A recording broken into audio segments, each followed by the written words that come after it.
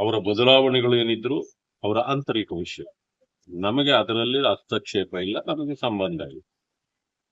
ರಾಜ್ಯದ ಪರಿಸ್ಥಿತಿ ಏನಾಗಿತ್ತು, ಇಲ್ಲಿವರೆಗೂ ಯಾವ ಪರಿಸ್ಥಿತಿ ಇತ್ತು ಅಂದ್ರೆ ಸಂಪೂರ್ಣ ಭ್ರಷ್ಟಾಚಾರ, ಅಭಿವೃದ್ಧಿ ಶೂನ್ಯ. ಬಟ್ ಈ ಪರಿಸ್ಥಿತಿ ರಾಜ್ಯದಲ್ಲಿತ್ತು. ಈಗ ಇದು ಬದಲಾಗತ್ತಾ? ನನಗನ್ಸೋದಿಲ್ಲ. ಇದುವರೆಗೂ ಇದ್ದ ಭ್ರಷ್ಟಾಚಾರ ಇತ್ತು, ಇನ್ನು ಮುಂದೆ ಸೂಪರ್ ಭ್ರಷ್ಟಾಚಾರ ಇದೆ. ಯಾಕಂದ್ರೆ ವ್ಯವಸ್ಥೆ ಆಗಿದೆ. ಭ್ರಷ್ಟಾಚಾರದ ಬದಲು ಸೂಪರ್ ಭ್ರಷ್ಟಾಚಾರ ಆಗತ್ತೆ.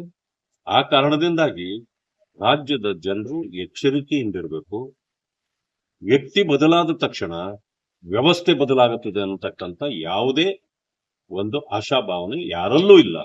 ಈಗಾಗಲೇ ಕಾಂಗ್ರೆಸ್ ಪ್ರತಿ ವ್ಯಕ್ತಿಯ ಮನಸ್ಸಿಂದ ಹೊರಗಡೆ ಹೋಗ್ಬಿಟ್ಟಿದೆ. ಅದರಿಂದಾಗಿ ಯಾರನ್ನೇ ನೀವು ಏನನ್ನೇ ಬದಲಾಯಿಸಿದ್ರು ಕೂಡ ಪರಿಸ್ಥಿತಿ ಬದಲಾಗೋದಿಲ್ಲ. ಆ ಕಾರಣದಿಂದ ಇವತ್ತು ಈಗ ಬೆಳೆ ಎಲ್ಲ ಆಗಬೇಕಾಗ್ತದೆ. ಇಂಥ ಪರಿಸ್ಥಿತಿಯಲ್ಲಿ ಈಗ ಬೆಳೆಗಳಿಗೆ, ಈಗ ರೈತರ ಸಮಸ್ಯೆಗಳನ್ನ ನೋಡೋದು, ಇಂಥ ಕೆಲಸಗಳನ್ನ ಮಾಡಬೇಕು.